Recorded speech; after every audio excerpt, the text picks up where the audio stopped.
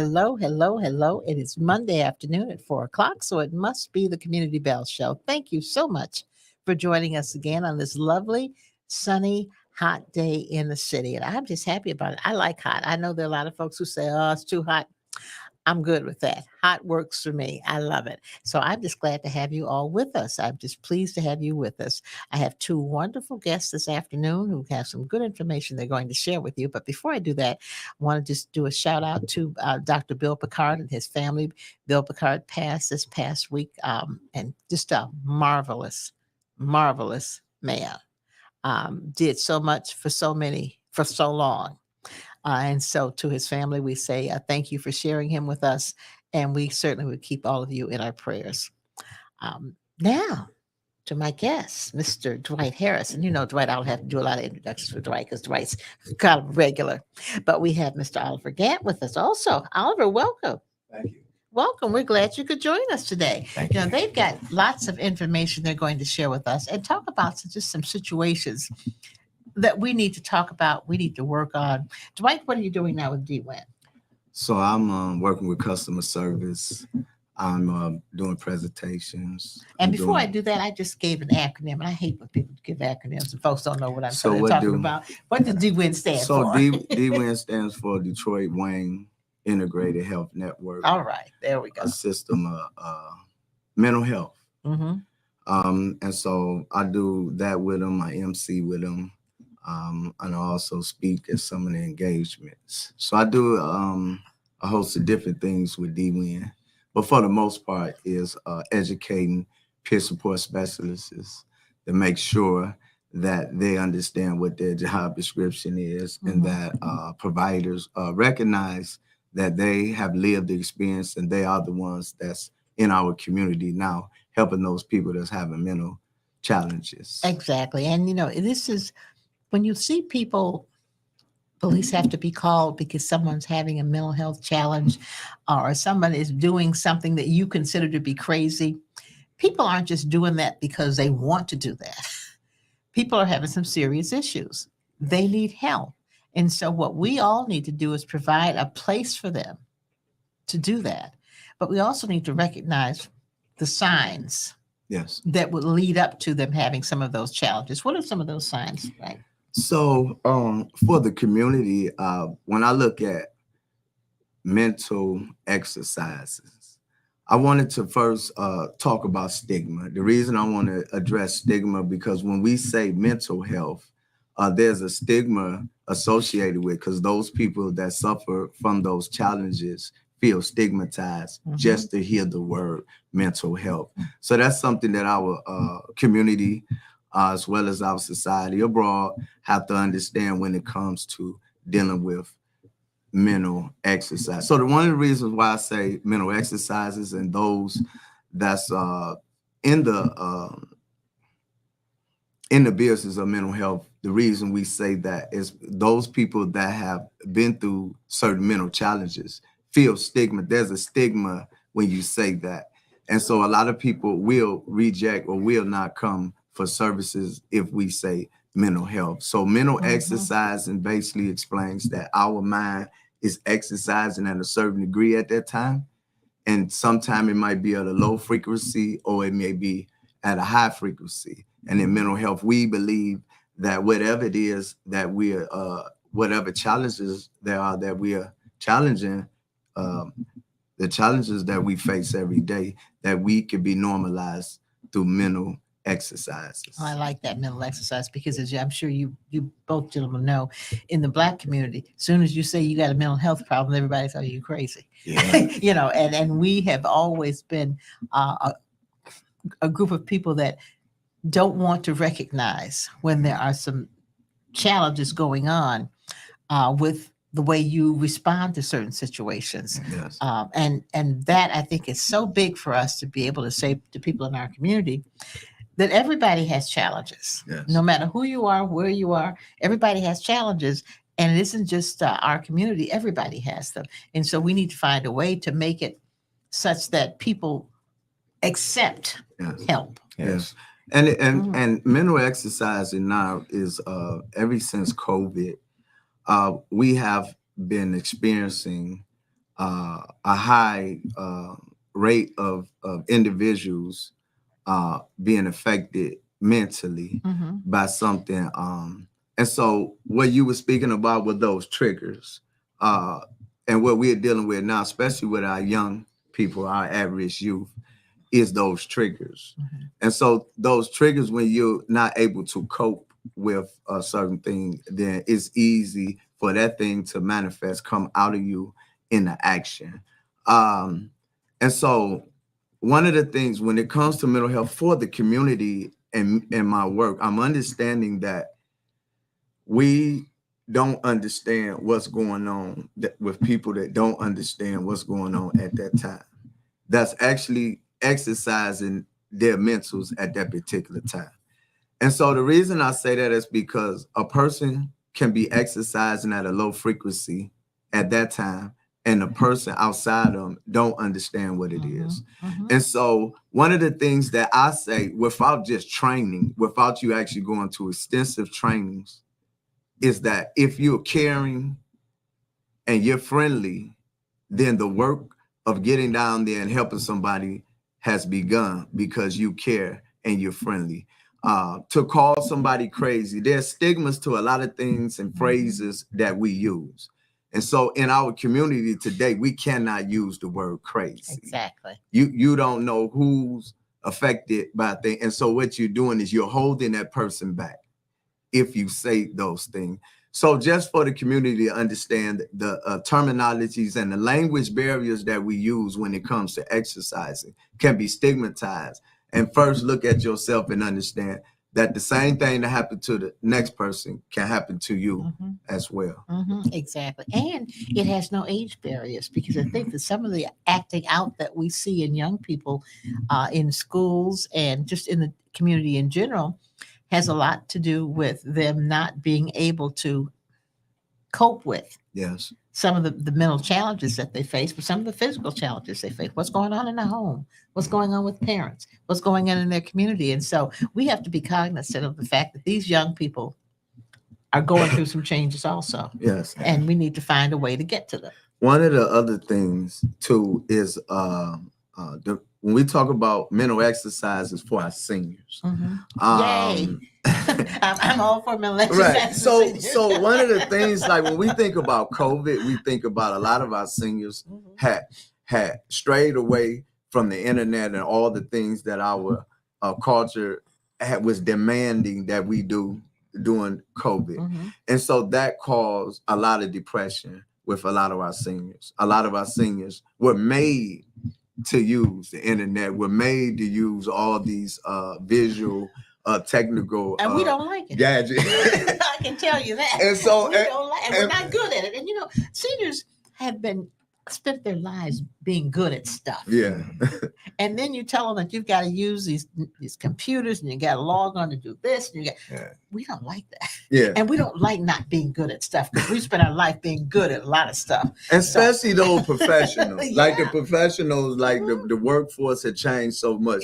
Technically, especially after COVID, where people don't even go back to work. And so everything is done on Teams. Yes. My advice to seniors is don't make the judgment of technology because it is a reality, but try to align with what's going on. You don't have to do everything. Okay. I'm not saying do everything. Okay. But to align. Try to do something, huh? It takes the stress away. It don't make you use coping skills at 70 or 80 years old.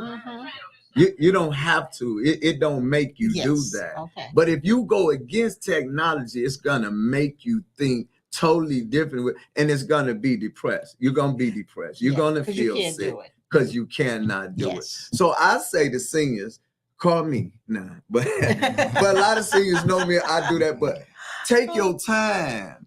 Don't rush to do nothing. Don't feel that because it's new that is something is wrong with the gadget. It's nothing wrong with the gadget. This is what this is what it's doing. And then it's not the gadget, it's you. Here's another thing. So our seniors end up calling downtown. They had these automatons. And what they do, the automatons tell them what to do. And so they get upset and talk again. And so the automaton think, because you can't say nothing. Mm-hmm. So I had to tell people, like, don't talk to the automaton because you're not going to get it done. If you say, what, goddamn, I did this, or I did it. And So, the automaton doesn't know what you're talking about. yeah, so it end up hanging up and they get upset. They call again and they talking and the thing picking up and they can't get it done. So what I say is, don't say nothing. Take your time. Because it's something that's picking up on what you're saying. I know that's different. I know you're not used to that. But in today's society, I don't care what you say, something hears you. So just take your time because it will depress you not to be able to use technology. That's true. That's true. Oliver, talk to us about it. Well, he's doing pretty good talking about that part, more leaning toward wellness and things of that nature. So I'm gonna address some more things. So with that, you go right That's ahead. It's in conjunction with what we got going on. As you know, I'm a community activist. We've done a number of things out here in our communities, but right now we band together. It's another collective to us. Godmother's Touch, along with myself and Brother Dwight with Icon 10,000 Strong and other associates. We're putting together a program right now. Okay. I call it a more extreme conflict resolution program. Oh, boy, do we need that. And it's like our program is geared towards the men, the at-risk young men. Absolutely. And I'm going to say, when I speak at risk, because that could be very general. Okay. So any young man that's out there, especially Black, to me is at risk. I can give some examples, but for the sake of time, I digress on that. However, well, you can give some examples. It's a young man. A young man was arrested. Uh-huh. Okay, he called the police. His girlfriend's car got stolen. They found it on the east side with something that they put on the cars, a little thing with Apple or something. They track your car and find your car. So the young man called the police. He found it on the east side of Detroit, over on Wilford. Okay. When the police came, he told the police it was his girlfriend's car, his friend's car. He asked them before they had the tow truck come get it if he could call the friend and have her come down here. So they gave him time. One of the officers gave him time for the young lady to leave her job, catch an Uber down there to where her car was at. So by the time the young lady got to her car, this young man, and I'm gonna tell you about this young man as I lead into the story. He had stated that one of the officers, was more likely a senior officer, was getting agitated with the time that it was taking for the young lady to get there. So they wanted to tow the car. So I guess they had a little word or so. So the young man ended up getting arrested. Okay. He ended up catching a case. He ended up going to court. And so what happened? Something as crazy as that. So what happened at court? What happened at court is that they played a videotape of that arrest and everything that led up to it. Come to find out, the officers lied. Now this young man is a third-year doctorate student, a young Black man from the east side of Detroit. His mother moved him out to Southfield for a better way of living and things of that nature, and he's very successful. So this young man, and they also threatened and told this young man he could be killed. So it was some more things in this case. So the thing about it, now what I want to say when things like this happen is that when you have a young man doing so well and his mother's backing him and things of that nature, is that they be scared to really speak up and address the situation until somebody like me gets a phone call. Okay. So that's another issue out there. I deal with police brutality matters, and things along those lines. But I want to get now to the program. It's a conflict resolution program called Embarking on the Journey to Greatness. Okay. I like that. Embarking on the Journey to Greatness. And the reason being is because as me looking at myself as a young man, Brother Dwight, things of that nature, even if we had fathers in the home, even if you didn't, we don't have no man in the house telling the young man you're embarking on the journey to greatness. They see you as a knucklehead, they treat you on the knucklehead level, and that's the end of the story.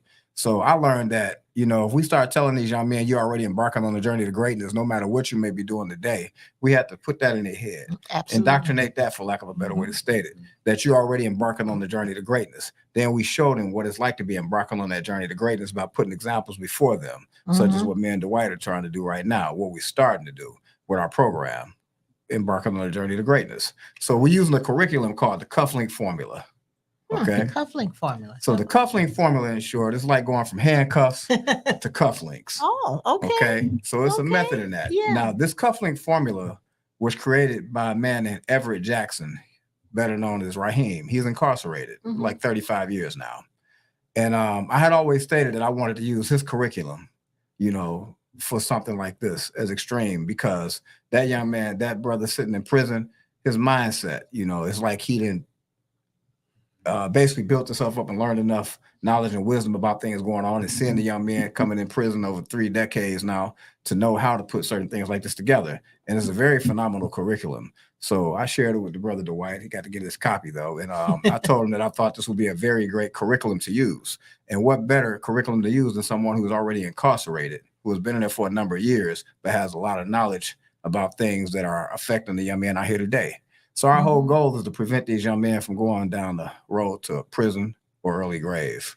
Now, is the program up and running yet? Well, we're waiting on our first set of books right now. Okay. So Okay. to tell you, we're looking to put 20 young men in each class. Okay. Now I want to tell you why this class is a little bit more extreme. This is not a mentorship type program where someone could just say, hey, I want to sign my son up or my nephew or my godson or my grandson or my nephew. This is a program where the parent has to be committed as well. That's the piece. So we're streaming it. That's the piece. Yeah, we're streaming yes. it to a 12-week program Okay. based on the curriculum. Mhm. But there's a reason why the parent has to be in attendance with them weekly, because they have to be accountable as well. Yes. We also want them to see how we give this method or this teaching to that young man. They need to know And- what you're telling them. Exactly. Mhm. And then there will be a time where they will have to come in and sit down and have a talk as well, because they get to chart the progress of that young man that they brought into our program. Mhm. Okay, so this program, I think, like I shared with the brother, is probably going to be one of the most effective conflict resolution programs that we'll have in our city and perhaps the whole state. Yeah. You know, and so, What's the age limit? well, we're going to have two different age limits. Okay. We're going to have between 11 and 15. I Mhm. believe the next one will be like between 16 and 21 or 22 years old. Okay. Okay, Mhm. so we're definitely going to have two different age limits. And it's a 12-week It's going to be a curriculum? 12-week curriculum. What? How many days a week? Once. One day a week. One week. Yes, one a okay. week. Okay. And not only that, our program is going to be streamlined to turn these young men who are at-risk young men, whether they are knuckleheads, they very well might be. Mhm. But I'm taught to see them on a spiritual level first and foremost, meet them on their level. But we got to afterwards. reach them. What So- knucklehead or not, we've got to So find exactly. a way to reach them. So what we're going to do is turn these young men into leaders in their school. If you're the Okay. knucklehead in your school, let's Mhm. flip the script and see how you become the leader in your school. You're going to take what you learned in this curriculum. You're going to talk to your friends and your peers in your school about what you're going through and how this is affecting and helped you. You know, I and like so that. so the beauty of that, again, it's going to be incentive based. You know, Mhm. and but with the parents, this is the plus, Yes. because I don't know if any programs that have parents in attendance Mhm. other than Mhm. dropping a young man or woman off to a young lady off to a program and saying, hey, you I got a picked you up mentor. before. Yeah, yeah. So Yeah. that's basically a little bit Okay, about embarking that's on the different. journey to greatness. Yeah. I And love so those programs, we're working with Michael Lai. He Mhm. been over there with me. it. Okay. And so we're working with Virgil Smith Mm-hmm. Mhm. at the church down in the Eastern Market. Mm-hmm. So we have availability there. Was it the However, Catholic Church was Father Thomas what? no, it's a Another Greek church Oh, on okay. the other side of Gratiot from actual I know, Eastern yeah. Market, Mhm, right? yep, And so yep. I'm helping being connected to put these programs in the rooms in there. Okay. They have a gym in there as well. So what we want to do with the gym is turn it into the pit. The pit is where I grew up at. That's who you know now. I learned that in prison. We Mhm. call it, that's the pit, the workout. Okay. So when you get to prison, you that's the first place you go, because that's where body at, and you just looking. Some guys go in, but some guys just braze around or whatever. Mhm. But if you got some homeboys there, 9 times out of 10, if you get up in the morning, you finna work out. Okay. You go into the pit. And so in the pit is mentorship. So we want to turn the gym upstairs in that church into the pit, a Mhm. mentorship program where our average youth, our children that's in school that's acting up, that's on the dean, that we have the deans, the people that deal with them in the school, send them to us, Mm-hmm. send them to the pit. And in the pit, we have all different, like I had talked to sheriffs, want to be working out and all Mhm. that. If y'all don't work out there, come to our pit, because there might be some kids in here, right? We can Okay. mentor in the pit. So you can't come in there unless you work, and ain't no browsing, Oh, okay. walking around the side and none of that. We really gonna use it as a pit. And this what me and him met at. We met on the bar, On the what? pull-up bar. Pull-up Oh, the bars. pull-up bar. Yes, So yes, in the ma'am. pit at Yes. jail. Yeah, Okay. yeah, it was the pull-up, because Okay, gotcha. either you go to the pit or you go to the bars. Okay. So it's a lot of people lined up to do pull-ups. You go, I go, like that, and we just Okay. go back to back. And so we met. And so I just believe that dealing with our children now, Mm-hmm. just be real. They like robots. Like there's nothing like how we were in the 80s. Not having no parent, like they so the things that they do is so like monstrous, right? but they're actual babies. So I say it's robotic because after they do it, they don't realize what they've done. Really? No. So it just for reentry purposes for people to know, when a person do a murder, he go to prison. In 10 years, he break down. Well, what do he do when he break down? He come out and holler at his homeboy, let me holler at you for a minute. And then it be the you get the the crying. yeah. And so for the most part, most guys gonna get from guys doing time like, you need to go back in because we ain't finna do to get it together. Then come on back out, man. So 10 years that's a guy's breaking point, really. Whether you gonna say I'm gonna stay here or whether you gonna say I'm gonna keep fighting. I think Oliver could speak to that. And the time he had and how he got himself out, actually. Yeah, actually, I'm gonna share this part, and this is another topic of discussion for you at a later date. Now, I was sentenced to 20 to 30 years, second-degree murder. Okay. How I got convicted is one thing, okay, and this is why I say we're gonna revisit this, because even though I was convicted, per paper, as he say, I fought to get myself back out in my 13th year because I was illegally convicted. That doesn't mean I didn't do anything. I still accept culpability for my actions, for what transpired to get me in the judicial system in the first place. But the means that they used to convict me were illegal because they took a verdict form and took the option of a not guilty option off the verdict form. So the jurors were left with the only option to find me guilty of second-degree murder. Really? Yes. I fought that tooth and nail for years myself. Every attorney I had, they were no good. I did my own legal work. I got back in my 13th year with Judge Cahalan at the time. I wrote him probably a year prior, like, Your Honor, he was my successor judge. Prentice Edwards Sr. was my primary judge. So I said, Your Honor, I have been illegally convicted. These verdict forms are not proper, just, or in alignment with the standard verdict forms for the state of Michigan. He wrote me back 8 days later and told me my protestations were unfounded and I indeed had a fair trial. The jury verdict forms were not defective. Almost a year later, and mind you, I did my own legal work during this time. A year later, I get a call from an attorney that I had hired to argue a brief that I prepared before Judge Callahan. He called my mother, who was living in Atlanta at the time, and told my mother a case came out identical to your son's. Identical, same issue, out of Detroit, where a guy working at a junkyard was a guard and shot a man in the junkyard, killed a man in the junkyard. Went to trial, same verdict form situation. They took the actual verdict form and typed up their own, but they didn't put all the elements of the verdict form in it. And it left that situation. So they gave this man his action. So the attorney that did his case, I wrote him. I said, I forget his name, forgive me.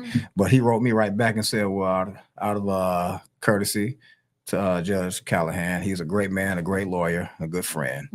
He told me I indeed had the issue, and he sent it to him. And from that moment forth, Judge Callahan written me down there 3 times, gave me everything I asked for, gave me a bond, 30,000 cash of surety. They still fought me. So it's just, we have a lot to talk about in those rounds to show how things happen and how we get in that system. But case in point, I did 20 years. Okay. So in that 20 years, I've seen a lot change with the young men coming in there. Some of these young men were coming in there looking like they were 30 and 40 years old. They wasn't more like 20, things that nature. And I knew something was going on bad out in the streets, just didn't know what until I got out here. But again, we have a place in hopes of trying to prevent some of these young men from walking in that path that we already walk. You know what I'm saying? And there's a lot of guys like me and Brother Dwight that has a number of years up under our belt that say we've done enough time. We don't even have to go through that door if you want to listen to what we have to give. That's the piece that you can tell them things that they would never hear from somebody who's never been in. Because that person wouldn't even know. And so the way I look at it, and people that know me in the community, I've done a lot of different community work, all kind of different angles. I've been home 12 years. I've been doing it for like 10 and a half. And so what I understand is that the issues that we're dealing with when it comes to the violence, which is the issue right now, and our children, is that we are not making impact within our community. We have activists that's on the outside of the community and says they're from the inside, which means that there's no way that we can actually reach the actual young shooters. It would be These like are not me going in there and trying to talk to Yeah, somebody yeah, about yeah. that. They're not And gonna And respect so you. they would look at me like Yeah. right. they'd be respectful, but Right. they look at me now. And How so does she know anything? She hasn't been where we are. and so my politics, I ain't never used to say that, is not to rattle the fence with nobody, you know what I'm saying, but to try to understand what's the order is of what we doing. But when it comes to change and innovation and maturing in what we do, we have to be able to collaborate and network, step outside what it is to do, because things change every day. And so with our children, mine is the past. My passion is the children. This is what I went through.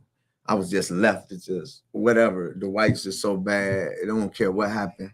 If he go, if he come back, it don't even matter. So I know there's kids like that that's finna go through that right now. That really don't understand what they doing. Yes, their behavior is that way.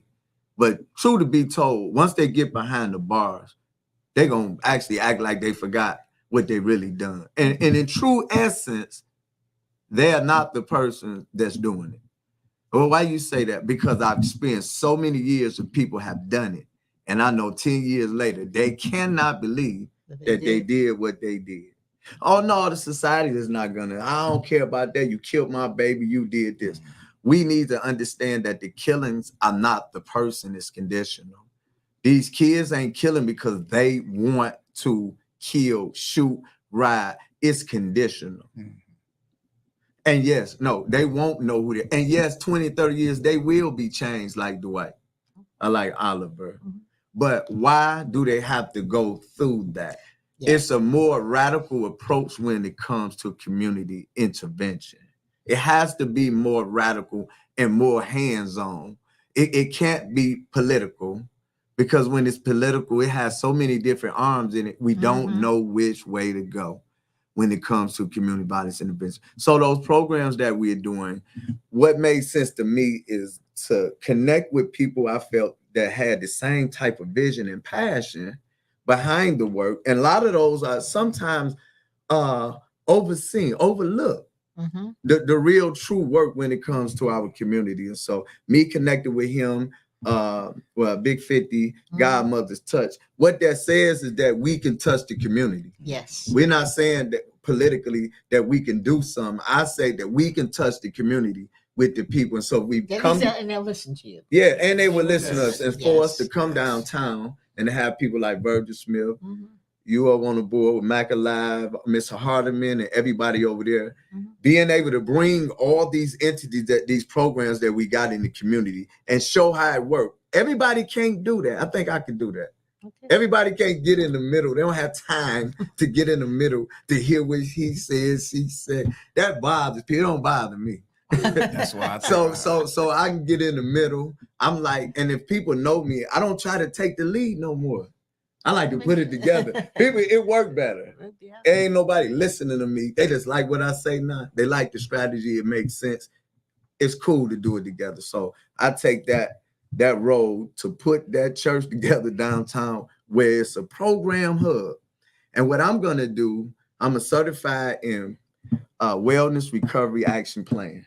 Okay. And so all those programs, I'm gonna wrap it with wellness. That's another good component, because again, nobody's doing that. Yes. You see. Yes. So we talk about our conflict resolution program, which is going to be kind of extreme. But at the same time, I think our programs, they give it an opportunity, and the people give it an opportunity. And those people who know they have an at-risk young man in their household, they know they need to get them to that program. That's right. And we will have our literature within the next week or so you can post that up. Well, you have to come back then and talk about it when we start. We'll have to show the literature and come back and talk about that program, because it's so important, because not only for the wellness piece, but these kids need some physical wellness too, because some of them have issues that are physical, they're not mental. They don't. Some have never been to a doctor. So some of them don't even know that they need glasses.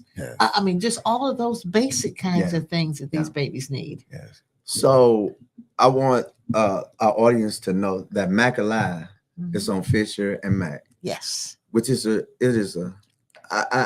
say re-entry program is that's light. It's a community program for the disadvantaged.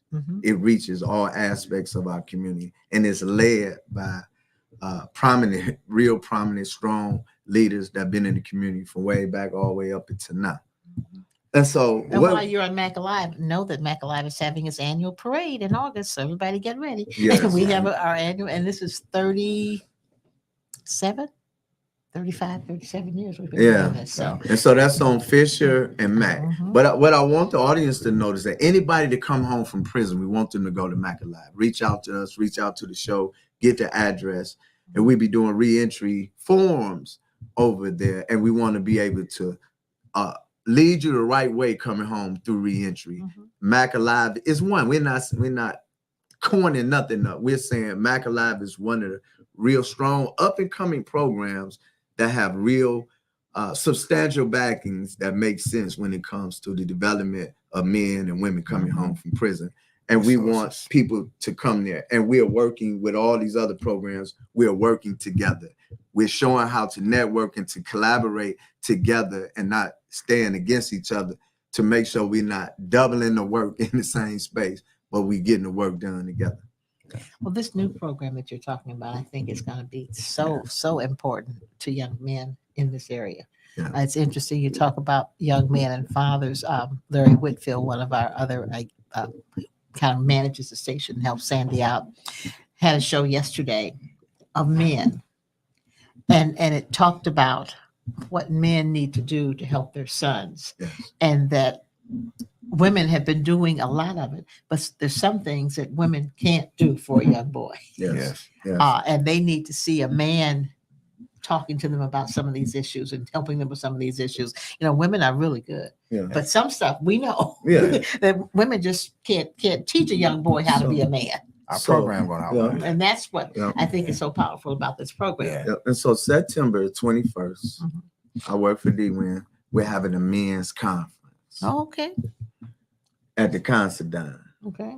I'm putting it together. No, I'm taking the lead on it. Orlando Bailey is doing the host thing with me. Very good. But he's real busy now. But I've been putting together. We work hand in hand.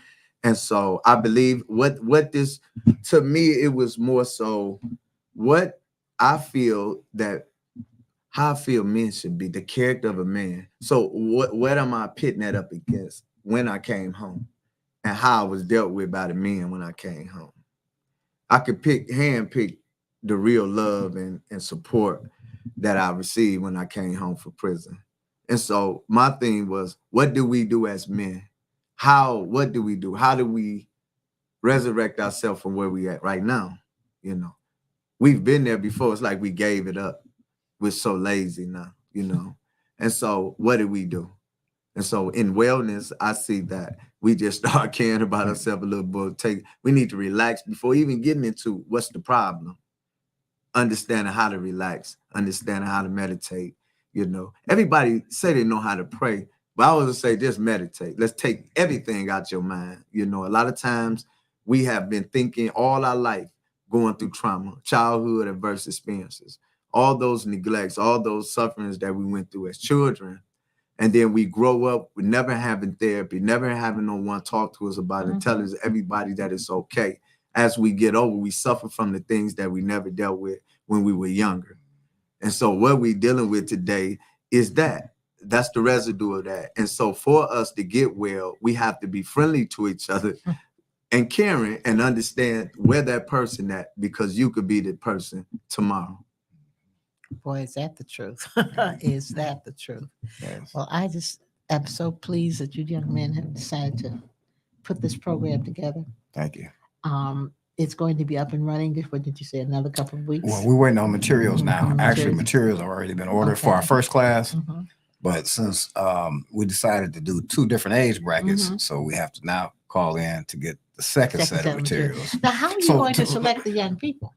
Before we go there, to go back to a question you posed, so we may have to do 2 classes a week. Okay. In fact, we're going to have to do 2 great. classes because we got 2 different age brackets. You know, we can't do them all in the same grouping. Yeah. So we're going to have to do 2 a week. Two classes a week. Now, the way in which we go about getting these young men, like word of mouth, and like I said, our advertisement, our social media promotions and things of that nature, and even this platform sitting here with you right now today. So people are hearing that we have this program coming forth. But we don't want parents to be afraid to send their young men to this program because we said that they have to be accountable as well. And that's what we're going to get a lot of. But I don't care that we're going to get that, because you have some that's going to say, hey, I like that. You know what I'm saying? Right. So it's something for everybody. And so with the program, we got all these arms plugged, like millwrights, carpentry, and all of the apprenticeship programs, schooling and things like that, to make so. And I say that it's so many programs, but what I feel that's good about this program, that we are pulling all kind of people with viable programs into the church, that building. So, and that's to anybody. If you have a program that you feel that works in our community, it could be wellness, you could be educated. You don't have to be educated. You could be an activist. You could be a leader in the community. And you feel that this program, you could put an 8 to 12 week program together, because in this building, we'd like everybody graduate same time if we start, right? So we can continue to have cohorts of programming in the building. If you have one, contact us. We're looking for programs to put. We have a lot of rooms in the church, upstairs and downstairs. Tell me what church this is again now. So it used to be a Greek church. If you come in down Gratiot. Eastern Market, what's that street? Come through there, Russell. You cross over Gratiot, right to the left. You got I've got you. Right there. right across the light on Gratiot. Yeah, right there. And so we want to get the program, all these programs in there. And do that. And so, now, how does one contact you if they want to be a part of it? You could call. You could contact me, Dwight Harris, which is icon 10 at 313-370-2160. My Facebook is Dwight Harris, my face. Or my Instagram is Dwight Harris Story, which is pertaining to a story that I plan on doing on stage, 78 minutes at the end of the year, about wellness and me coming home from prison. So you can contact me. Now give the telephone number one more time. They give you a phone number. Contact. It's Sorry about that. It's my clock. Oh. And so my telephone number is 313-370-2160. And my number is 586-252-1497. That's Oliver Gant, 1,000 Strong. Oliver Gant on Facebook. So as y'all know, if you've seen me and Oliver Gant, we've been on the news. We do a lot of things with a lot of reporters when it comes to housing, whatever those issues is. You can always contact us when it comes to you having the issue. You can't get it done in the community. We don't care what it is. That's right. And we will address it properly, whatever it is that we could do to make things better. I'm gonna give my phone number one more time for the listening audience. Thank you. My phone number is 586-252-1497. That's 586-252-1497. Oliver Gant on Facebook. Wonderful. Thank you so much. You're welcome. This has just been wonderful to hear that we've got something coming. We've got some exciting stuff coming. Yes. That's going to help these young people, because every weekend you hear something. Well, this kid got shot, 3 got shot over here, and 4 got shot over there, and they're getting access to these guns. That's our issue. We haven't technology. That is an issue. Technology, man. Just like technology, like we it's nothing we can't defend against the technology. The technology is readily available. No, a gun is not technology. That's how they get it. They use the technology to get it. How Go online, they make a ghost gun. They can make them an AK. He's to how they making them. You don't need to go to the store. You telling me they know how to buy all the pieces and put it together. Oh my. With no serial number. Yeah. They don't have to get the gun. That's pretty scary. Yeah, it is. That's just one aspect. That's technology. That's why I say technology. Technology. Yeah. Oh so our children, I just want to say, our children do not go and get the guns from the back door of the gun shop. Okay. These are black market guns that we're dealing with. So when we talk about gun legislation, when you're talking about what we're applying to a community, saying what's going to happen at the gun store don't have nothing to do with the way the kids get their guns. Wow. Period. So we when we do that, we affected somebody. That's why they pushing back so hard, because that's not what they do. It don't have nothing to do with passing the gun out the gun store. Our kids get guns by the thousands but they can just get them and hurry up and stick them in their pocket, right, and run, or if they got some money, or they can make their own. They're smart enough to go on the internet and get these kids know every piece of the gun. Wow. They're not dumb. No, they're not dumb. So they take scary. the whole thing and put it together. So you can't. And if we can harness that knowledge and that ingenuity that these kids have into a positive, it would be awesome. So let me tell you what's scary though. Mm-hmm. AI and our kids with AI. Yeah, and we'll talk about that later. That's scary. That's real scary. Gentlemen, thank you so much for joining me. Thank you. This has Thank been you. enlightening. I just heard about kids being able to go online and get some pieces and make a gun on them. That is real scary. Yes. But thank you so much for trying to do what you can do. Yeah. Thank you. To help with some of what's going on with these babies, because they're still babies. Yeah. Yes. We just have to make sure that they are pointed in the right direction. Thank you so much for joining us. Thank you. We're gonna have you come back when the program starts, so you can Yes, come back and talk definitely. to us about Yes, it gladly. and what's going on. You got the books and how the Yes. parents are reacting and how the kids react. That's gonna be wonderful. Yes. Yes. And that would be great to just do follow-ups. Yes, Because I think that would help the community to see how strong is this program. So we want all the involvement we can get. absolutely. Well, we'll get it from you. Yep, and it's Icon 10, 1,000 Strong. strong, and Godmother's Touch, We the City. I love it. Thank you so much. Thank you, everybody, for joining us on the Community Bell Show on this Monday. We'll see you next Monday at 4:00 because it must be the Community Bell Show if it's Monday at 4:00. Thanks for joining us. Yes. I was following the process of applying and I was getting rejection letters. That was kind of disheartening, but I just continued to push through. Usually when I got to that question of, have you ever been convicted of a felony? Sometimes I would check yes and provide supporting documentation. I tried to do the expungement process on my own. I felt like I was being sent on a wild goose chase. Ultimately, I finished the process, but as a result of me having more than one felony at the time, I was rejected and I couldn't apply again for like 36 months. So after that time had passed, I heard about Project Clean Slate. As a result of Project Clean Slate, I've been able to advance my career. It was a seamless process. I want to say like 8 or 9 months in total. Initially, I submitted the online application. Soon after that, I was contacted for fingerprinting. After fingerprinting, I had my hearing with the judge and the prosecuting attorney. After that, I was notified that my record was sealed and I was no longer a convicted felon.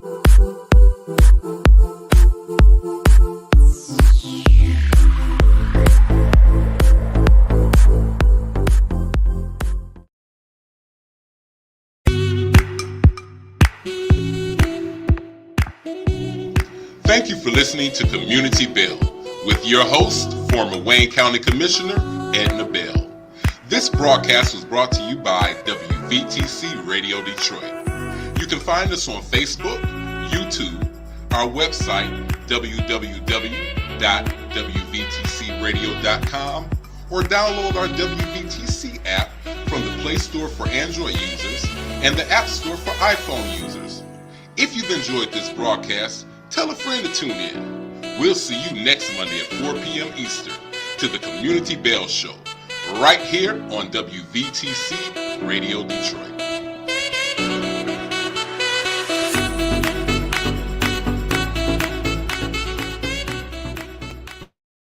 Go to your Apple or Google Play Store and download the WVTC Gospel Radio app today. You can also say, Alexa, play WVTC Radio Skills. Would you like to play WVTC Radio Network? Absolutely. Download it today. You're listening to WVTC Gospel Radio Detroit, and we're flowing in the Spirit.